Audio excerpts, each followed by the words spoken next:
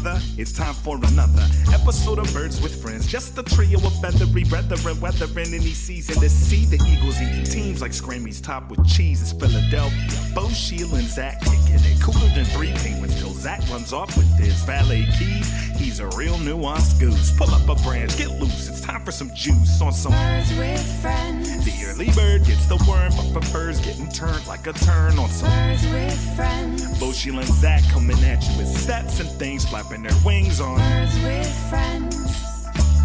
All I know is Zach said he has a game where Sheil don't read both 7,000 and I said I'm in. Let's go. Let's do it. And so the purpose that's of what I needed was not to get at least one more reader. Hello, everybody, and welcome to Birds with Friends Tuesday evening, live on YouTube. Bo Wolf, Sheil Kapadia, Zach Berman, Marissa Morris here to talk about the Eagles' performance against the Kansas City Chiefs. Maybe spin a little bit forward to a big game this week against the Carolina Panthers. Lots to get to. We'll have the bird on the street. We'll have the Squall 22 with the man himself, Sheil Kapadia. Sheil, how you feeling? And we did just record a ZB and the Wolf video, this week's video. So, of course, you can check that out on the Athletics YouTube page. And you should be able to watch that. What do we think? Maybe like a Wednesday morning, afternoon. We don't know when it'll get done, but keep checking back. We'll tweet out the links. What do you think? How many cuts? How many edits do you think they're going to make to that bad boy? I don't know. There were some good jokes in there. I'm sure you'll make you'll probably make a few of them here, or maybe even cut it loose a little bit more, since our audience knows what you're up to, and we'll try to protect you from getting fired. That's good advice. My favorite line from the post-game pod was ZB, just with a shot late. You always monopolize the conversation, ZB. I like it. I think I forget what Bo was even trying to get you to talk about. I didn't even hear that. Yeah, you were over it. Yeah, I think he was trying to get you to talk about the Urban Meyer stuff, and you said, "Why don't you talk about it, big man?" And just taking a shot. That's what I like to hear. That's not a shot. That's the truth. It's a compliment. That's a good host right there. How is that a compliment? That's a compliment for a host who knows how to drive the conversation, right? Like if you're not in that chair, it's not the same.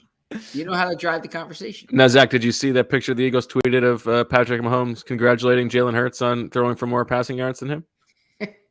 I saw the picture of them embracing after the game. I don't believe scorecasting came up. Came up. I think Andy's probably a listener. He probably let him know.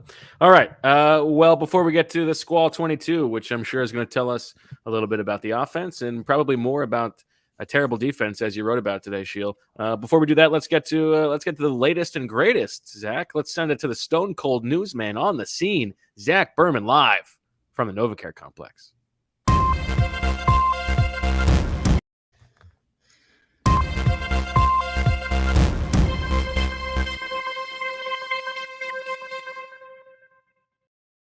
Sua Opeta has been placed on the COVID-19 reserve list. That is the only transaction to date, but there are important situations to monitor. Most pressingly, or most importantly, Lane Johnson's status remains unknown. He is away from the team for a personal matter. We will update you with more information as it comes. The Eagles return to practice tomorrow, Wednesday, so we will get more then.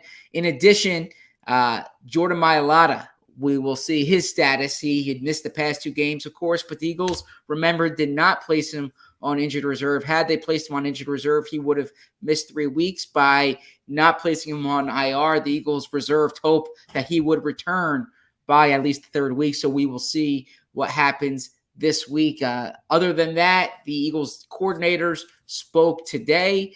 As you can imagine, that the term that's been used by Jonathan Gannon, by Nick Sirianni, is that the Eagles are pissed off, right? So they are not happy with this 3-game losing streak. I know you're about to say it's better to be pissed off than pissed on. Is that correct, Bo? I wasn't going to say it, but I was definitely thinking it. And you started to make the face. I'm glad I'm in your head. Don't monopolize the conversation, though. I'm glad I'm in your head. So in addition to that, Jonathan Gannon explained the call that he wants back or the call that he might regret, the red zone call. We will get to that, but the Eagles were not in dime in that situation because they are not using a dime defense at this point. So that is something Not a we can dime get team. to. Not a dime team. Other than that, Aaron Siposs had a great game, as Michael Clay said. Right, Michael Clay said, Man, we're getting that's- Sua and Siposs off the top. These two, Sheil we is need like- to change the format. Maybe unless Marissa and I will determine whether the news is worth leading with. Otherwise, we can end with that after the two of us sign off. So no, that was a Michael Clay joke because the punters did not punt. The only film Siposs watched was that of him holding. Well, he was like, he really, but Clay was serious. Like, he's got to watch the film of his holds. yes, Like, there's still work to do. Okay, yes. that's tough. You ever grind in tape on holds, Sheil, when you're Mr. League Wide? All right. So do we want to start with the offense, defense, good news, bad news, or You know what I wanna start overall with? big picture? What do you want to start with? Let's save the specific offense and defense, and let's talk a little Sirianni because I know you Okay. wrote about the decision. That I know they you had wrote to not about the punt. decision. Well, I certainly wrote about it. Yes, but you also wrote Make about sure it. you so check that means it out it's on the on day your after. radar. Yeah. Let me read this, and this is a little bit unfair because like to take the guy's word for word is a little bit different than listening to him say it. But this is the answer that Sirianni had when Zach asked a very good question at the end of his press conference on Monday. Zach asked, outside of the final score, what is the first place your eyes go to on the stat sheet after the game? What stat do you think is the biggest indicator for how your team is doing? This is what Sirianni said. I still always go back to the double positive. Did we win the turnover battle? Did we win the explosive play battle? Week in, week out in the NFL, you win both of those, your chances of winning are very high. I always look at that. That's a true team stat, right? The turnover battle is not just, hey, the offense had no turnovers. Well, did the defense create any turnovers or vice versa, right? Hey, the defense created 3 turnovers. Well, the offense gave up 3 turnovers. You're always looking at that. That's first and foremost. Then the explosive play battle. When you get an explosive play, right, your chances of scoring go way up. That's what it's all about, scoring more points than the other team. I think what we've seen is this week was the first week that we were actually +1 on the explosive play battle of what we think. We always say it's a +16 gain in the pass game, +10 in the run game. We were +1 on that this week, but we didn't win the yardage of it, so we really didn't technically win. We were +1 on the amount of big plays. We had 1 more than the Chiefs. Then we also have something for special teams too. You're not going to be able to completely figure out the formula by doing it that way because special teams has a part in it too. But we lost it by 16 yards. I don't always get that one right away because there's some formula to it. I always get the turnover one right away, but not always that one right away. This is just me as an offensive guy. And then he talks about the quarterback. But That's a great answer. I don't know what point you're trying to make here. I mean, I don't know what, of all the times there were to read a quote from a coach. Seriously. I mean, what the hell was that? How did you just waste the last 60? I mean, you could have paraphrased that. I'm sure Zach could have just explained this is what Yes. like you felt the need to read that verbatim and waste 75 seconds of our lives. Well, listen, I mean, we're not doing again, ZB and the it's Wolf a within the episode. We Tuesday. got to stretch the a people few want things. my takes on what's happening. I didn't get the post game Oh, pod. mister, everybody wants my takes. They're tuning in for my takes. 2-minute Sirianni quote. Unbelievable. Also, We're not giving for you nothing. We takes. have an What was your outstanding. point? No. What We have was an your outstanding. We have an outstanding producer. If we just sent the Yeah, she could video, have played that. she could have played Sirianni. Cut it saying up, probably. Sure. Yeah, I could have given this show a minute of thought before, but I didn't have time. All right. So what stood out to you from that now that you've read? I mean, that formula thing is so nonsensical.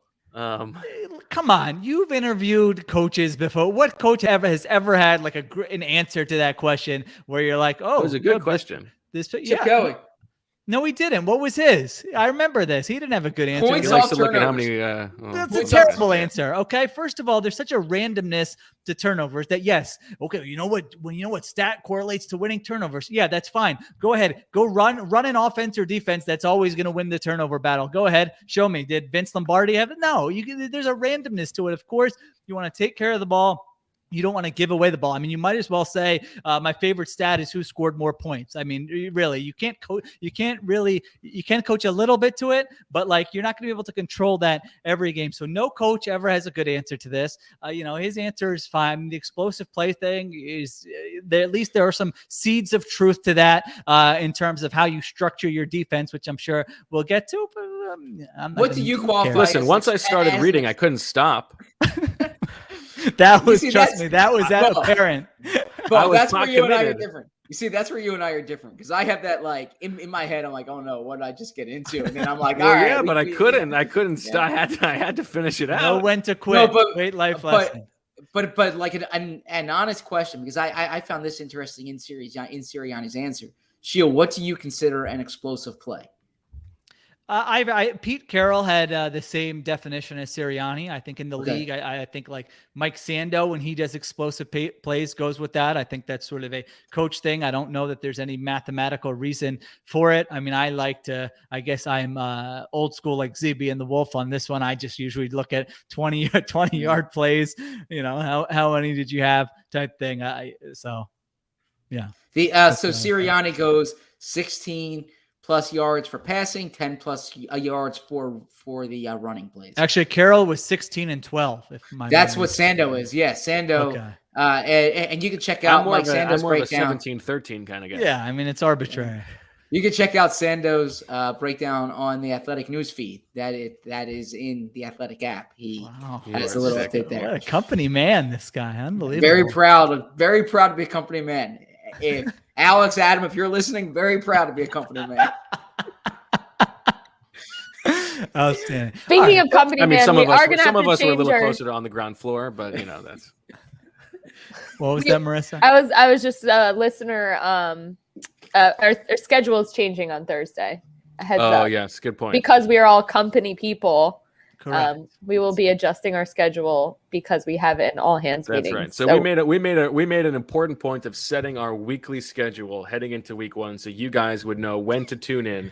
And I believe we've hit it once out of the first 5 weeks. So I'm the blame for that. I'm the blame. We'll get going. Myriad of factors. We will be live at 1:30 on Thursday. Now you used that word incorrectly there. No, I was taught that when you use myriad, you don't use. I think I did. Okay. Yes. 1:30 p.m.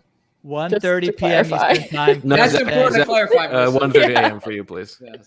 My gosh, this pod is off to a terrible start. 13 minutes in. All right. What should we get to? Let's get into the Sirianni. All right, let's talk about Sirianni. So, the big criticism, of course, was for the 4th down stuff, which I agreed with your guys' post-game take. To me, it was more the, it was the decision, but it was also the lack of organization and the lack of a plan. When you're saying, hey, go for it. All right, we called timeout. I didn't know my own player called timeout. I thought we had a delay of game. Now we're going to kick the field goal. Oh, the next time we're going to have the same situation on the next drive. Yeah, we'll go for it this time. And this is what I was crushing Arthur Smith for in like week 2. So I can't hold back when I see the Eagles team doing the same thing. And the thing we mentioned last week is that what's been interesting about opponents of the Chiefs this year is that everybody has had a plan. The Browns had a plan. The Chargers had a plan. The Ravens had a plan going into those games where they said, we're not stopping Patrick Mahomes in that offense. Every possession, we need to maximize every scoring opportunity. We're not kicking field goals when it's a toss-up. We need to score touchdowns. And then the Eagles come into this game. Now, I don't know if you guys watched the broadcast copy, but Charles Davis, I don't know if he had intel or from talking to the coaches, he seemed to indicate that that was going to be their plan. During that whole situation, he was saying the Eagles, their plan for situations like this was to go for it in the red zone, score touchdowns. And so maybe it was part of the plan, and then they strayed from it. So that was concerning to me. Was their plan, though. Their plan was to go for the field goal. Sirianni thought it was 4th and 6. Plan was to go for the touchdown, you mean? And yet they still were slow getting that play in.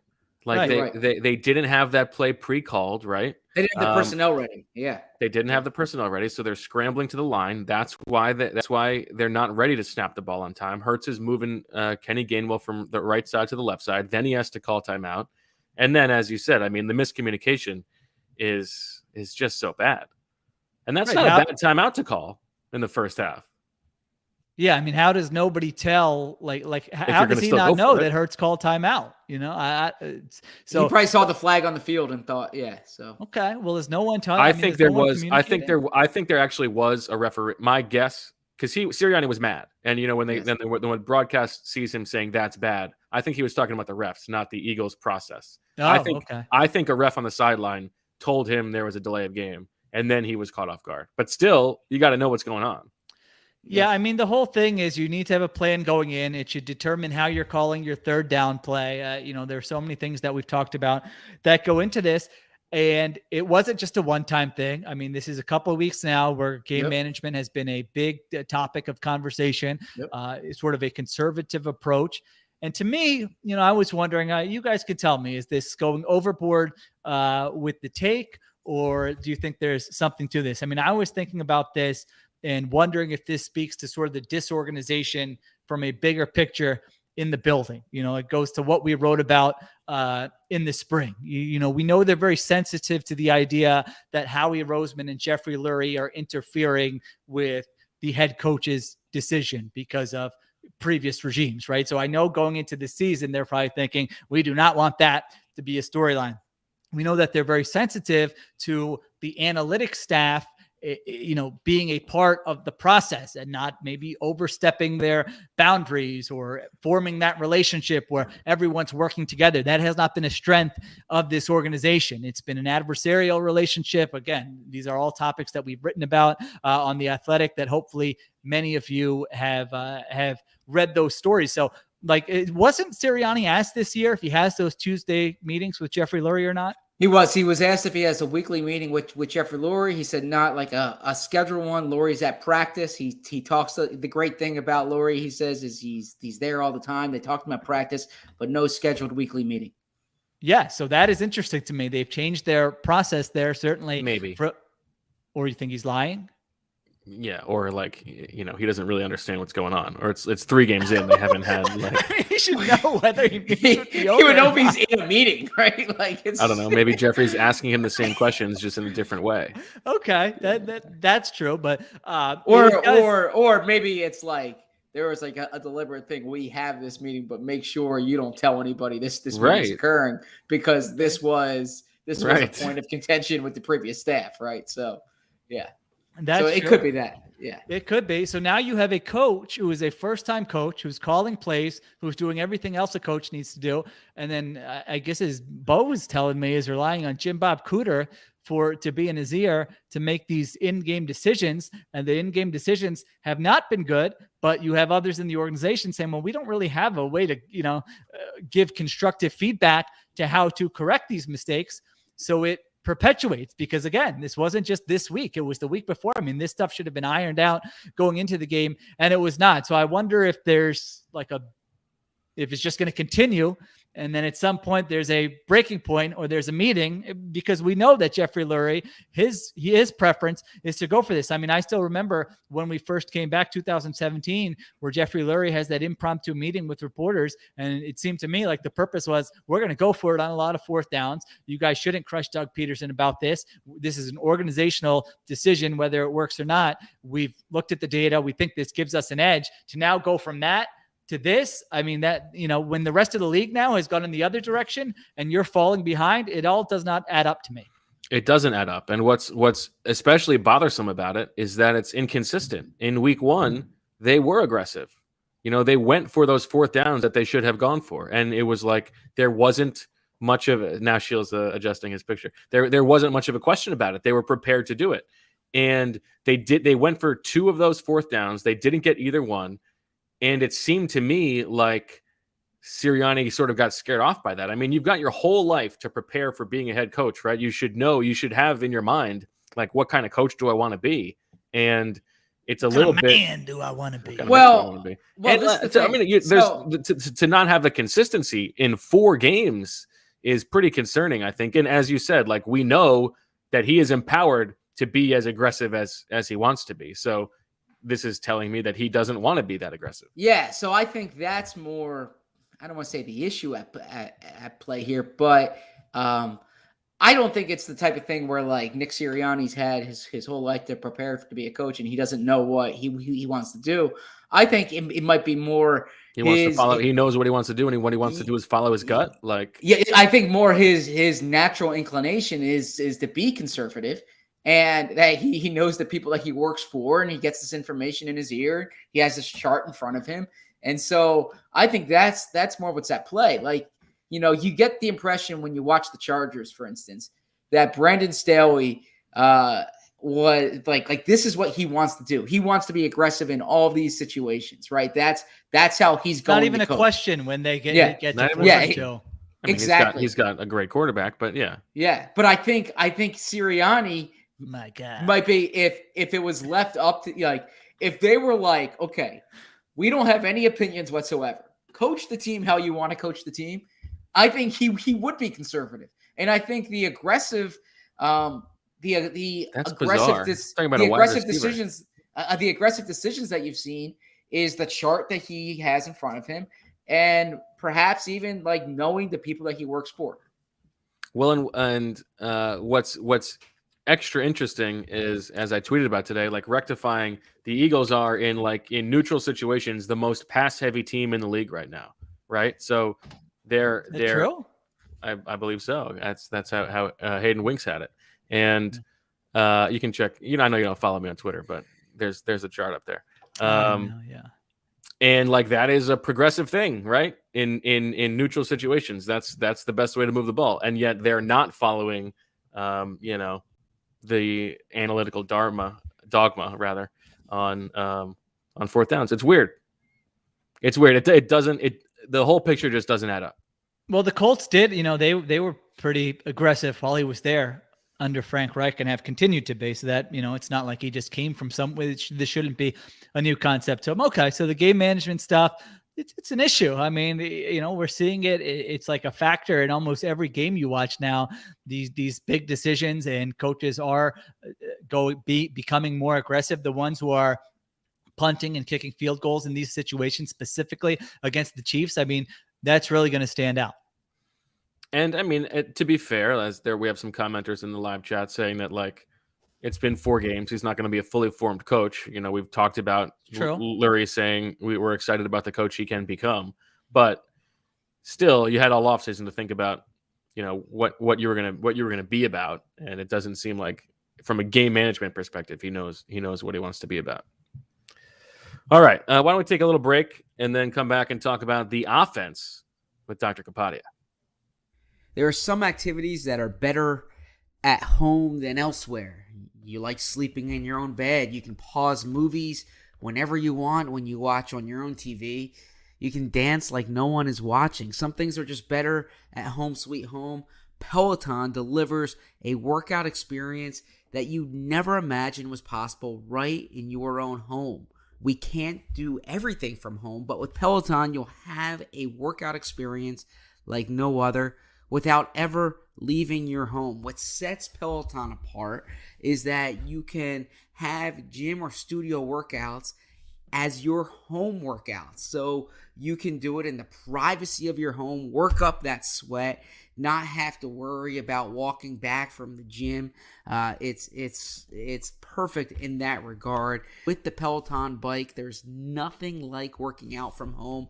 Learn more at onepeloton.com. New members can try Peloton classes free for 30 days at onepeloton.com/app. Terms apply. That's ONEPELOTON.com. Today's episode is sponsored by the NBA and their quest to advance the game of basketball, grow the community, and impact culture. You could almost say they are looking at something at the intersection of sports and culture. The league celebrates its teams, players, and fans across the past, present, and future. As part of its 75th anniversary season, That's Game highlights pivotal moments on court and beyond, from iconic plays in arenas to the impact players have in the community. That's the NBA. That's Game. This is more than just basketball. It's what connects us all and keeps us coming back for more. That's the NBA, everybody. That's Game. Back on Birds with Friends. Just to quickly correct something that people were talking about in the chat. Jim Bob Cooter, it's not like he's the guy who's like putting the formula together, but he's the guy who's in Sirianni's ear. So he's looking at something that he has been given and is the one talking to Sirianni. What is that chart? The Cooter chart. Who knows? All right, let's talk offense, Sheil. What did you see? Jalen Hurts, he threw for a lot of passing yards. I think people are being too hard on the offense Okay, on I agree with Hurts, that. The offense was good. on the coaching staff. The defense. I thought the the game Chiefs plan. defense stinks, but Yeah, they stink, but you know what? When you don't punt in the entire game and you're moving the Exactly. ball up and down the field, like not every offense is going to do that. And certainly the offenses we saw in the previous couple, from the Eagles in the previous 2 weeks was not doing that. So I thought this game plan looked more like the week 1 game plan. I thought a lot of stuff was schemed up, and Hurts was executing the scheme well. The wide receiver, great screens were terrific. A lot of the stuff we talked about last week, play action, the motion, and trying to get a little bit of edge before the snap. Even the tempo, they went for QB sneak on the, they went tempo and then QB sneak on the 3rd and 1 or whatever it was. So they were doing all these little things that you can do to give your team an edge. The wide receiver screens were outstanding. I mean, they were picking up huge chunks there. They had the one drive, was it the second drive, where they had 4 first downs in a row? Yeah, 4 consecutive plays where they're picking up a first down. So they were going up and down the field. So as much as we want to criticize Sirianni for the offensive game plan, for the game management, I thought the offensive game plan, they looked like a well-coached team on that side of the ball. So I feel like that's probably, except for all the penalties. Yeah, I didn't think they were egregious penalties offensively. The Dillard one, he was kind of blocking a guy and then fell off the block, and that pushed him a couple yards forward. I thought it was very much borderline. The JJ Arthega-Whiteside one, I have no idea how that's officiated on tough. a week-to-week basis. So, they were ones that certainly could have gone the other way for them. The Devontae Smith thing is pretty annoying that, I don't remember seeing this often. I don't ever remember watching a team where this happened twice in a season, It's weird. let alone twice in 4 weeks. So some of these things are totally out of Jalen Hurts' control. Jalen Hurts was not perfect in this game, but it's sort of puzzling to me why with Carson Wentz, it was every excuse in the book about, look at his offensive line and supporting cast, and, the coaching isn't good enough. And it was just year after year, game after game of why is this guy not performing? And with Jalen Hurts, those are 3 touchdowns that get taken off the board for nothing that he did. We could be talking about a team very easily, not in the way that coaches talk about, if a couple plays went our way. These are very, identifiable plays you can look at where Hurts made the play, his teammates screwed something up, and they could have had 40 points in this game very easily. They could have been in a huge shootout with the Chiefs team. So it's his 8th career start. He's completing 66% of his passes. He's averaging 8 yards per attempt. His EPA per play is the same as Carson Wentz's was in 2018 and better than Carson Wentz's was in 2019. And it's just that game is not on Jalen Hurts. Now, did he Not at all. Did he miss some throws? Yes. The one to Ertz in the end zone, that's a play that if you make, it's a different game. The one to Greg Ward in the end zone. But the other guys have to be responsible for the plays they screwed up too. I didn't think Hurts was screwing up a ton. There was a point in the 3rd quarter where they flash up, 20 for 26. And I was looking at it and I'm like, 2 of those incompletions were potential touchdowns. So they're high leverage plays. I understand that. And there are plays that you should make. Absolutely. And he missed them. There's no doubt about it. But I don't think those are throws that he would miss, 8 out of 10 times. You know what I mean? Those are throws he's capable of making. We've seen him be accurate. He's 12th league wide in completion percentage over expectation, which takes into account separation, distance, all those things. And so I just feel any talk this week about Jalen Hurts being a part of the reason or a big reason why they lost that game, to me is that a talk? I don't know. I feel like people are pretty critical of Hurts compared to other quarterbacks. Am I wrong about that? Maybe I'm wrong. I haven't heard that, but I only listen to ZB and the Wolf, so I don't know what everybody is saying. Yeah. Real quick here. Busy with Urban Meyer. Yeah. So real quick here, not about the offense, but just to keep you guys alert on some breaking news. I know people in our chat saw it. Jalen Smith released by the Cowboys, according to ESPN's Adam Schefter. Oh. Never heard of him. The first guy I know, Jalen Smith, I know. Yes. Okay, but to get back to Jalen Hurts, no, I I haven't heard that. There's obviously I thought he was good in this game. I mean, Me too. Me He too. missed a And couple throws, but yeah. I thought what Sheil said is correct, that he had 3 touchdowns taken off the board, no fault of his own. Now, the illegal man downfield penalty, the one on Dillard, that might be on Hurts, right? Because The second one. What Right? was the second one?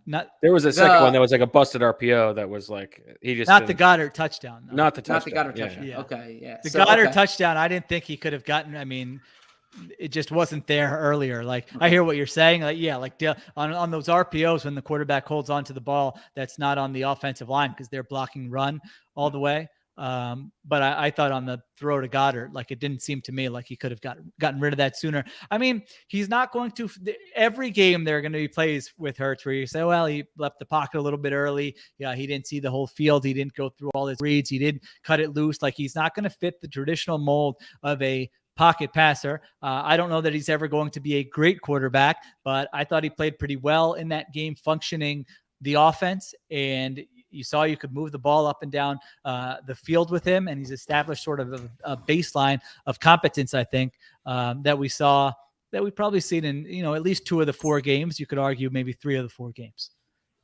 I think that's right. I mean, and we have seen, like, he's a much better player now than he was at the end of his college career, I think, right? Like, yeah, he's improved. Who's to say that he can't improve in some other ways? He's been 8 games. Yeah, go ahead. So not to echo what we talked about on the post-game pod, but the biggest criticism I've heard about the offense from fans, even from reporters in the past 48 hours, has been the lack of a running game. And to me, like when you watch that game back, right, you can't tell me that their offense would be better if Jalen Hurts handed the ball off to Miles Sanders than throwing the ball, because they move the ball well. Like you said, no punts. Now you can quibble about their red zone play calling. That's fine. But overall, like on their list of problems, the lack of running plays was so far down that list. I totally agree. Yeah, I mean that's ridiculous. I didn't even. Yeah, I mean that's been the biggest criticism of the offense in the past 48 hours. No, I think last week. I think it was fair last week. Yeah, this week. I mean, they were moving the ball all over the place. Yep. And a lot of those throws were, they had the quick screens they were executing. They were picking up huge chunks of yardage. Where I don't want to be the guy who says that's an extension of the run game, but those are pretty high percentage throws. With a guy like, there was a run the ball chain. Yeah, the announcers did mention that. Oh, I didn't hear that.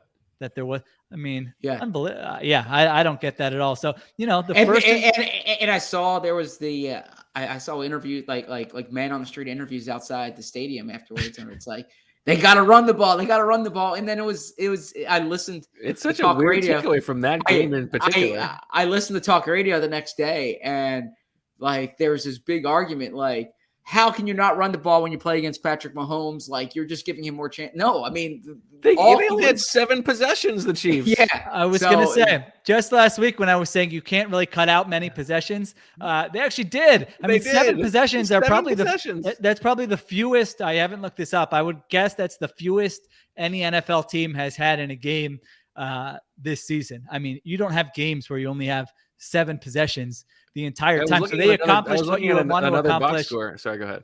They accomplished what you would want to accomplish if you're taking that mentality of running the ball and keeping Mahomes off the field. Exactly. Like, that's what they were doing without running the ball. I feel like the only apt criticism is like 1st and goal on the 3. Could we run the ball a couple times there? But I don't know. I mean, you still got a chance. I mean, he hit Greg Ward in the hands and he didn't catch it. So, did you think so? I don't know. I heard you guys talking about that post game. I thought it was a bad throw. Yeah, I didn't think it was a great throw. I thought he had a chance. I would say that for the other Ertz one too. I thought the Ertz one was more on throw Ertz. to Ertz, and the other. You thought that one was more Ertz. I thought that one was more on Ertz, and the Ward one was more on Hurts, not Ertz. Yeah. So, I mean, you look at it, 1st and 3rd possessions. I thought those are relatively routine plays. The one to Ertz and the one to Ward, where I would think if you run those plays 10 times over, more often than not, even with the players you have, they're going to make those plays. Then, the Dillard penalty takes the touchdown away. The Arcega-Whiteside penalty on the 5th possession, and Ertz drops a touchdown. Like sometimes there are games where just these things pile up in high leverage situations where it doesn't tell you a lot about your team, and it really could have been a different game. So that was kind of my takeaway with the offense. I mean, really 15 points taken off the board, where you look at twice they had to settle for field goals, and then the Devontae Smith touchdown, 15 points taken off the board that had nothing to do with Jalen Hurts. So if they lose this game like 41-35, we're having probably a totally different conversation this week. What did you think of the offensive line? It's fine. I mean, Yeah. I don't know why you guys have to, you guys have to zag when, zag to everyone zig about Jeff. You can just say Jeff Stoutland's a great coach. I mean, I we've said seen this that. for years and years. You get upset that people like me, since I wrote a feature on him, are giving him too much credit. Your tighty whities get a little bit, No, your undies in a bunch a little bit or something over that. I don't know. I mean, the guy finds out unbelievable. an hour before the game that his right tackle, they're playing with 4 backups. Any other team in the NFL, if they're playing with 4 backup offensive linemen, it would just be this huge story. Their offense would torpedo, and I will give Sirianni and the coaching staff credit too. I mean, they had a lot of quick hitting passes, but even when they had to drop back and throw the ball downfield, other than a play here and a play there, the offensive line was totally fine. Well, no, the Stoutland thing is more like the players themselves never get it. It was more residual feelings from the Mailata contract, where like Jordan Mailata literally had to learn how to play football and like someone works had to himself teach into him. this. No, so he signs this contract and it's like Jeff Stoutland, whatever he's getting paid is not enough. This guy just, and it's like That's true. But Jordan Mailata was the one who earned that contract. Like, fine. That's like, what the money's for, as Jack, Don Draper would say. But all right, Get so the money, Stoutland still deserves. So then the flip side of that. this, so then when Jamon Brown is like fixing his gloves at the goal line, we're not like Jeff Stoutland didn't have Brown ready to play, right? So no, the expectation with a 7th round pick, because we have enough data. I feel like Marissa might want to get in on this conversation, and being the O-line expert, or maybe she's reacting to the Red Sox Yankees. Yeah, she's trying to watch the Red Sox. Yeah, do what you need to do. Let's let her. I'm listening. Disregard. No, Michael was trying to like signal something to me, and I'm like, I'm working. Leave me alone. Oh, I thought it was about this conversation. He's No, probably ask trying to tell you that Bill Michael. Callahan's the best offensive line coach in the league. Ask Michael next time if an offensive lineman does well. Does the player deserve any credit, or is it all the offensive line coach? Yeah, like, of course, the players deserve Bill credit. Callahan wasn't even in the building during the week before the Steelers game. That's all Michael done. So I obviously think the player deserves credit, but I think a good coach really can push a player to reach new heights. See, and I think he's probably played for some bums who they don't want to mention here. Then he gets with some good coaching, and all of a sudden he's pancaking Cam Hayward. I mean, come on. But let me ask you this. Okay, so Michael Dunn steps in, has a big game. And what if the storyline the next day is, well, that Bill Callahan, sure, it was all Bill Callahan. Like, no, give Jack Driscoll credit. He blocked the guy in front of him, right? No, it's like Jeff Stoutland did a great job. By the American working man. Yeah, I'm just saying that, like, the player deserves credit. Just like if I read a great piece by Sheil, I'm not like, man, his editor edited the heck out of that story. No, you wrote it, you reported it, so there you go. I think there's a baseline expectation when a player is a backup or 7, just because we have enough data to say what is the likelihood of a Jordan Mailata, becoming a starting left tackle who gets paid that amount of money. So yeah, they can both deserve credit. It's not a zero-sum game. Fair. Is that the saying, Bob? Yeah. They can share credit, game? But okay. Okay. I use zero-sum game that it was 2 weeks ago, 4 podcasts ago, and Bo was like, I don't think you know what zero-sum game means. Yeah, because you were talking about super forecasting, which is not a zero-sum or whatever. No, I was talking about a thing where it's a zero-sum situation. Anyways, I think whatever it was not what you were talking about, but we don't need to. Oh, was just listening to some Sum 41 earlier today, I believe. No, what does that mean? Is that a band, Sum 41? It was, yeah. The only thing I remember is I think the lead singer had a lip ring. Well, there you go. There you go. All right, let's take one last commercial break. We'll talk defense on the other side. And everybody wants to talk about it in the chat, so we might as well dip our toes into the Urban Meyer conversation. This podcast is sponsored by BetterHelp Online Therapy. Check out BetterHelp.com/BWF. Life is full of stressors. It doesn't matter who you are or what you have. Life is probably stressful. It could be a relationship that you're in. It could be a busy time at work. It could be your kids or your family. You may not be feeling down and out and depressed or like you're at a total loss, but if your stress is high, your temper is shorter than usual, or even if you're starting to feel strain in any of your relationships, you could probably use a chance to unload. Unload the stress and just get it out. Talk to someone completely unbiased about your life, someone who's not going to judge you or take sides on anything.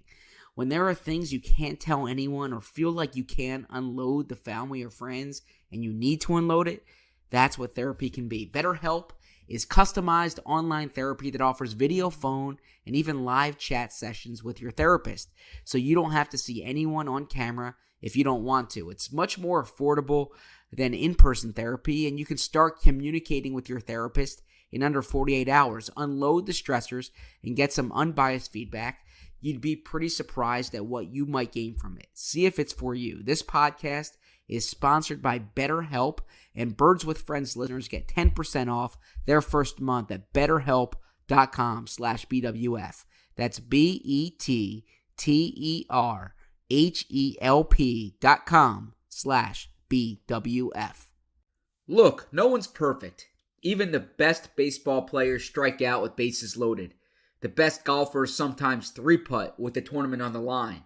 So if you feel like you come up short in the bedroom sometimes, it's perfectly okay. But if it's bothering you, there are options. Go to GetRoman.com/BWF now. With Roman, you can get free online evaluation and ongoing care for ED, all from the comfort and privacy of your home. A U.S. licensed healthcare professional will work with you to find the best treatment plan. If medication is appropriate, it ships to you free with 2-day shipping. The whole process is straightforward and discreet. And getting started is simple. Just go to GetRoman.com/BWF and complete an online visit. Take care of your ED without leaving home. Complete an online visit today to connect with a U.S. licensed healthcare professional and take care of it. Go to GetRoman.com/BWF now to get $15 off your first month. Look, there's a straightforward way to take care of your ED. GetRoman.com/BWF. Get started now to save $15 on your first month of treatment.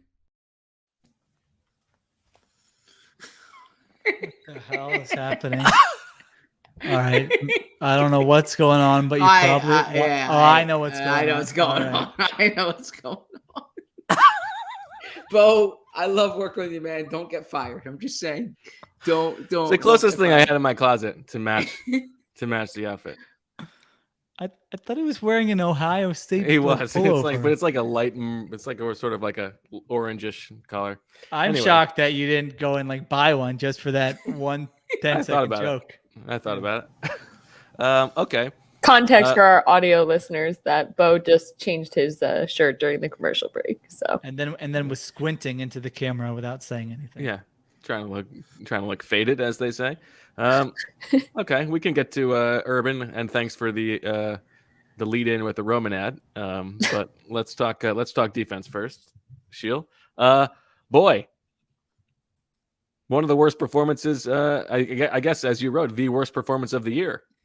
Yeah, based on EPA per play, this was the worst performance by a defense in a single game all season. So it's not just a matter of, oh, well, you face the Chiefs, this is what happens.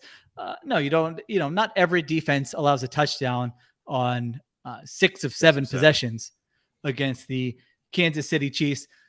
I'm just sort of disappointed. The offseason, the summer, we talk about, hey, if this is going to be a more creative scheme, this is not just going to be, your standard Jim Schwartz defense.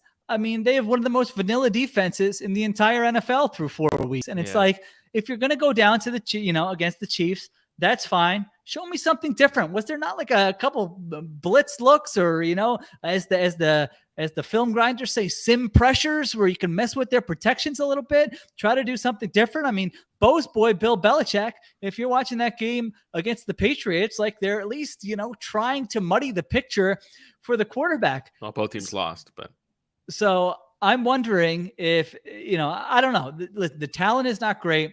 If they would have given up 42 points, but they would have tried stuff and been creative, and we would have said, well, at least they tried to do this, or they hadn't shown this before, they gave it a shot. But man, Patrick Mahomes is so good. But they didn't do that. I mean, they line up in zone coverage, they line up with split safeties, and they rush for down after down after down. I mean, how did they think that was going to work? They've got Rodney McLeod. If you watch that first Tyreek Hill touchdown, I mean, do you see where Rodney McLeod is on that play? It's one thing to respect the opponent's speed. It's another to be at your own 6-yard line. What are you really protecting there? I mean, the completion's at the 21, and he's literally at the 6-yard line. You're not going to be able to come up and make a play if he catches the ball there. So it was just boring to watch. I mean, I was falling asleep watching the Eagles defensive film today because they're not doing anything. They're not really trying anything creative, and their personnel's not that good. Zach, I don't know if I heard this right in the post-game pod. Did Jonathan Gannon really say we want to get them in 3rd and 1s? No, I'm sorry. Okay. No, so he said 3rd down, and then he said and 1, and the 1 was introducing a point, and gotcha. I misheard it. So I was going to say, I was about to go off right now. He was saying I don't think Jonathan's listening, but I apologize because I mischaracterized it. If you by the transcript, it said 3rd down and 1, but he was saying we have to get him to 3rd down and 1, do this, and so it was more like he was listing. But when you asked him about it today, it was like he knew that it had been misinterpreted. Maybe so, he does or he might have just my question was incorrect, and so, but he said they want to get them into 3rd downs, and I'll just say real quick, I think I don't know this for a fact, but I think they're the 3 things that they felt they needed to do as a defense, and Gannon would not tell us what those 3 things were. Was obviously take the ball away, force them to run, and stop and get them to 3rd down. And they did take the ball away once. Wait, are you reporting that? No. I'm saying I think based on you think watching them based on watching. I got very excited there. Yeah, no, they did take the ball away.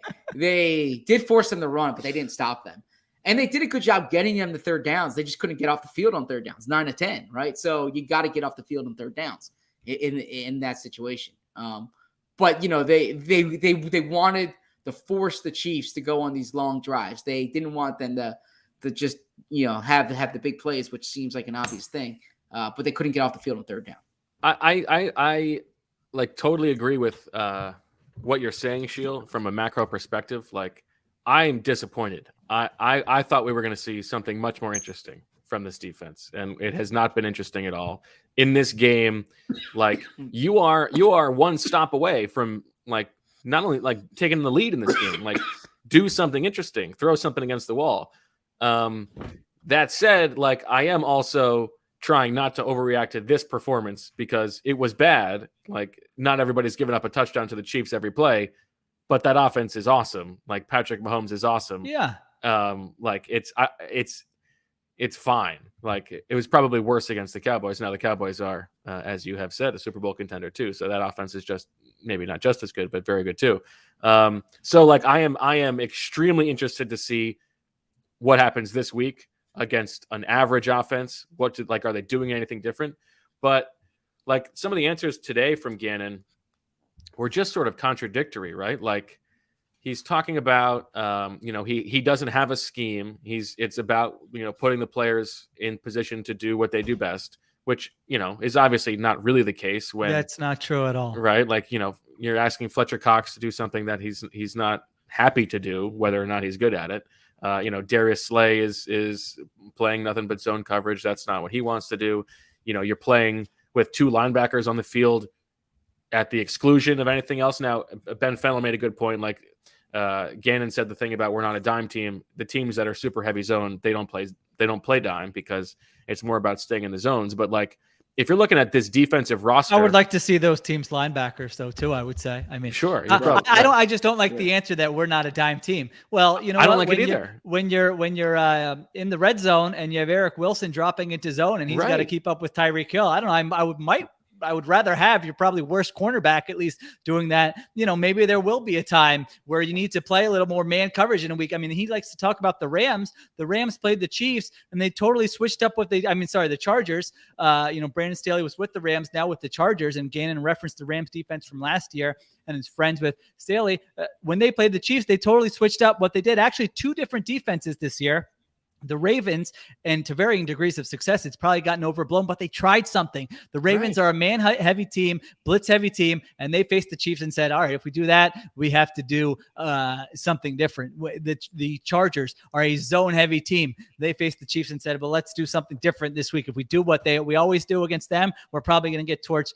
They played man coverage, a high percentage of snaps. So teams do switch up what they do. So that just annoys me. We're not a dime team. Well, I agree with you. You just told me that you don't have a scheme when you have the most identifiable scheme of really any defense in the NFL. I mean, no defense is blitzing less. No defense is playing more high percentage zone. You're playing split safety. I mean, I've never seen a defense where 3rd and 4. I mean, they might as well not even play the snap. Just move the chains. It's over. You got a linebacker in space against one of these guys. It's like Patrick Mahomes was bored during that game. He's throwing underhand. He's throwing shovel passes. They're doing trick plays. I mean, I don't know how they kept their attention that entire game. It was so easy for them to attack this Eagles defense. It was the same, but what happened to pre-snap? So easy. What happened to a little pre-snap disguise? My God, both safeties and lined up in FDR Park before the snap. I think Patrick Mahomes, Andy Reid, Tyreek Hill, and Travis Kelce are going to know how to attack that defense. So yeah, just give me something. If it doesn't work, it's okay. I would not be crushing them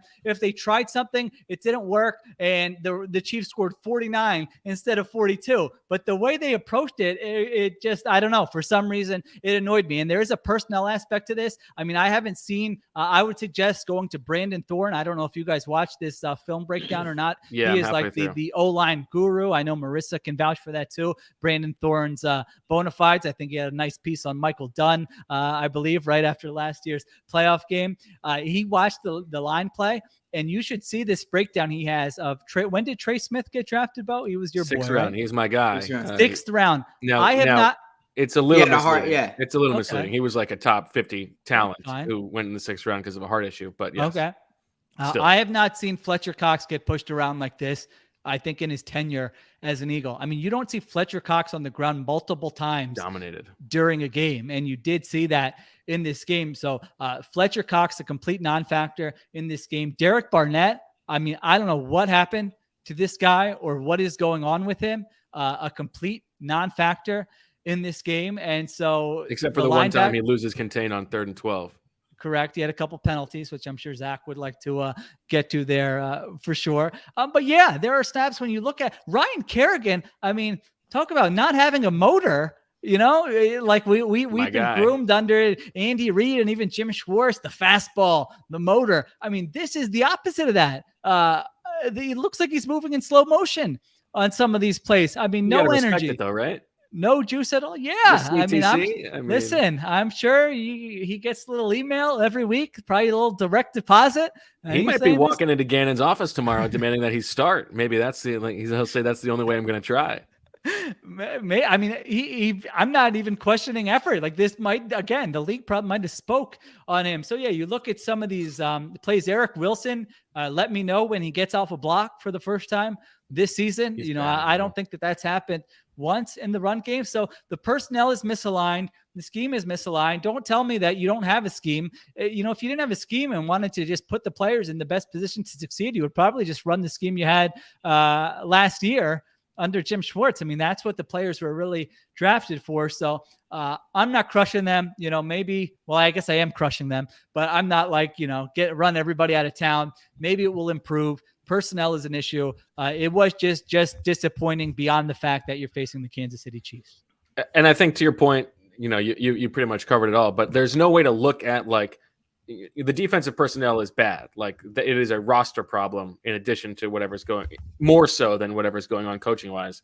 But you can't tell me that these are the best 11 guys on the field. Like, when you're forcing a second linebacker to be on the field, or you're forcing Jannard Avery to be on the field, it's hard for me to believe that it's really about the players and not the scheme, which is fine.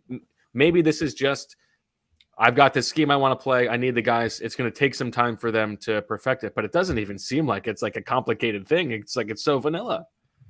Yeah, I mean, there's literally not, from what they've shown, there's nothing to perfect or really get better at from anyone who's in the back seven. If you want to say that with the fronts, that's fine. And I know it's all connected, but these are very, it's cover 2, it's cover 4, it's cover 6, it's split safety, zone, and try not to let guys get behind you really to a very exaggerated degree, where it's really, play deep to not let anyone get behind you to the point where you're almost standing in your own end zone on some of these plays. So my summation of this defense, because they were good this first 2 weeks and they've been bad these past 2 weeks.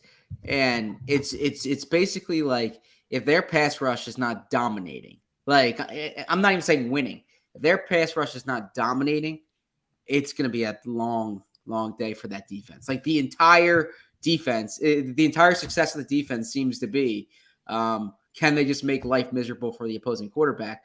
And that seems obvious to say, but they can't just be marginally better than the opposing offensive line. Like they will feast. They'll have those games when they play against offensive lines that were like the Falcons.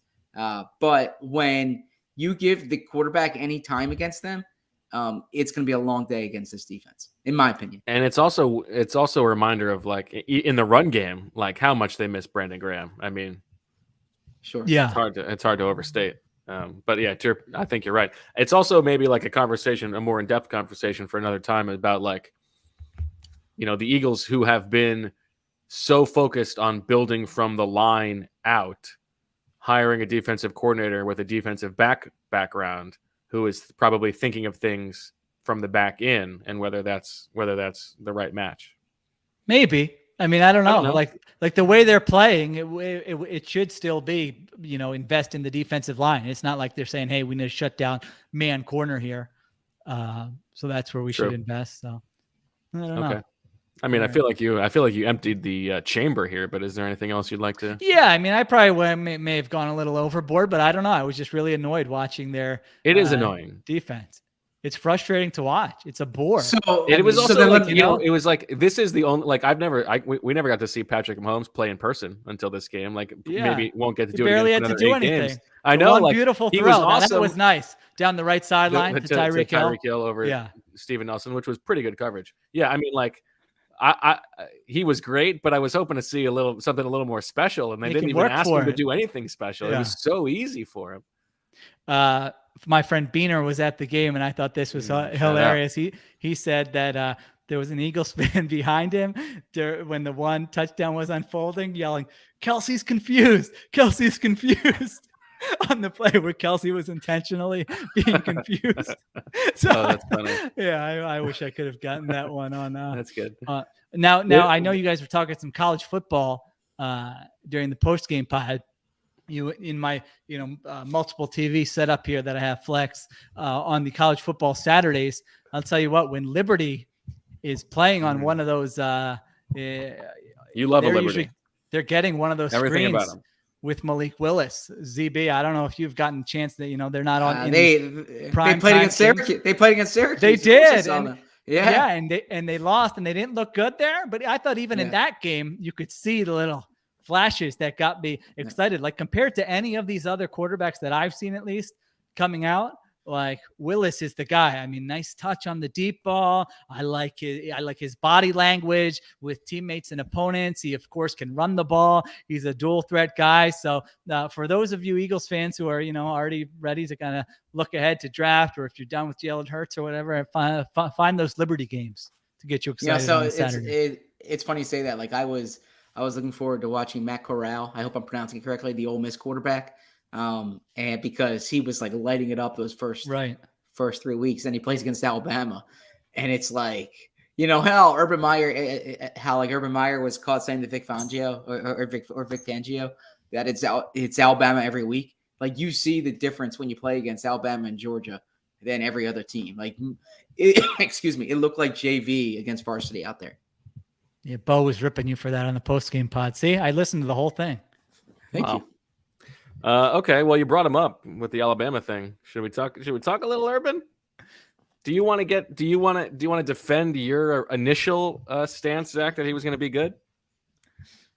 Well, my initial stance. Okay, my initial stance wasn't that he was going to be good. I believe you said. I believe it was something along the lines of a model human being. That did not say that. A leader of men and a proven football genius. Did not say that. What I said is that he won everywhere he's been. You were treating the hire like how could they possibly make this higher? And I was saying, that's right. And I was treating it like that. Yeah, and I was just saying like he's won everywhere he had been.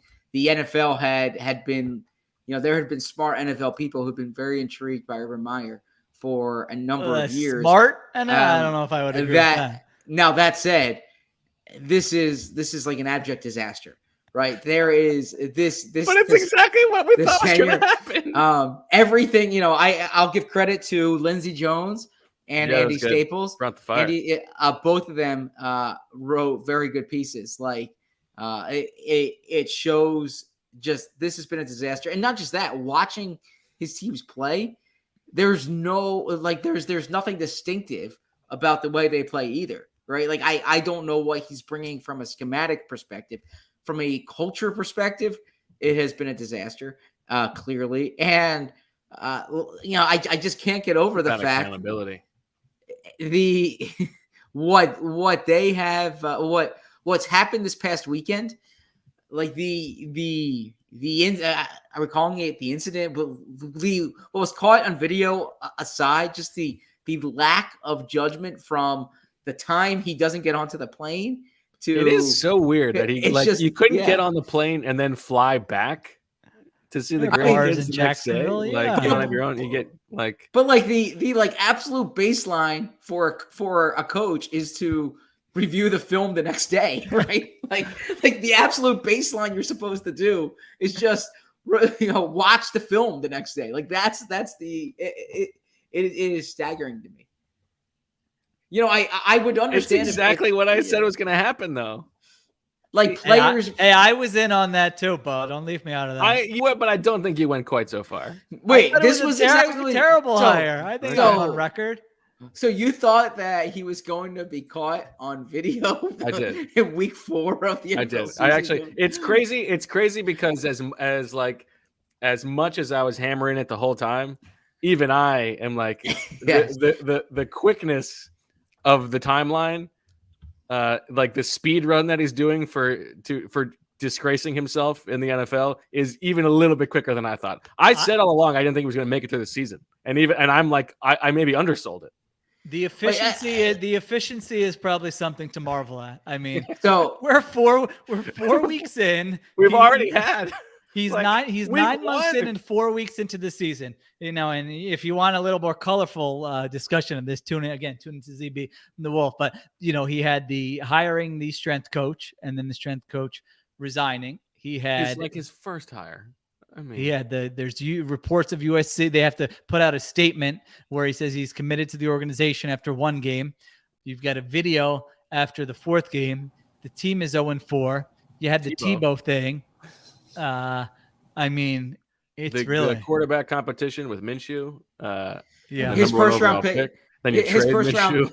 No, but also they just draft ATN, and he says publicly that they wanted Tony, right? Yeah, right. They wanted Kadarius Toney, which is.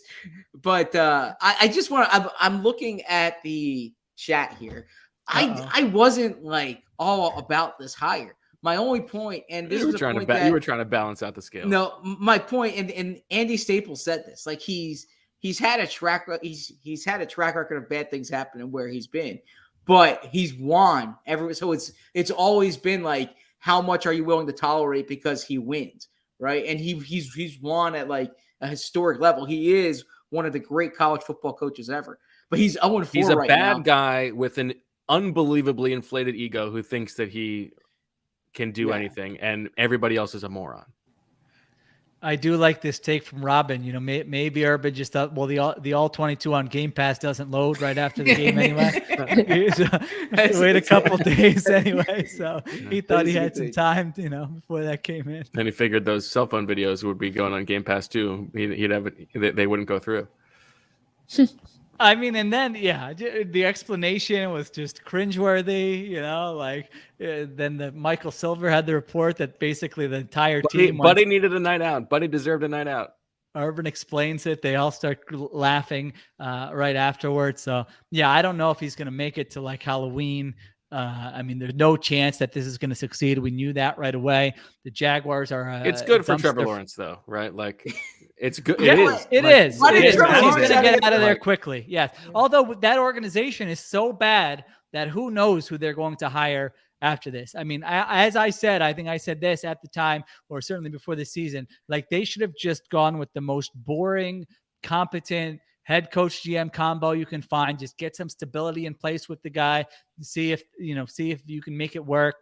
If not, you can upgrade in a little bit, but provide a stable environment for the quarterback who the owner is calling Michael Jordan before he even plays a snap. Provide some stability and competence there, and they failed to even do that.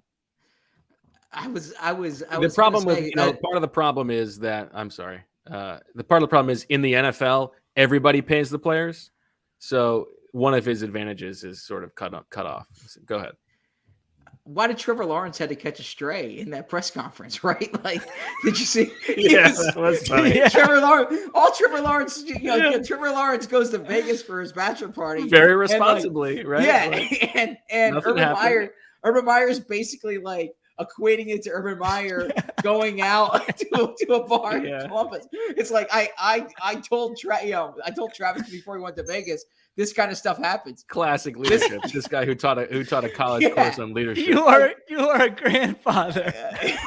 If I'm Trevor Lawrence, I'd be like, whoa, wait a second. You know what he should have done? One has nothing to do with the other here. He should have gone with one of my favorite Donovan lines that I use in my house, which is keep your my name out your mouth.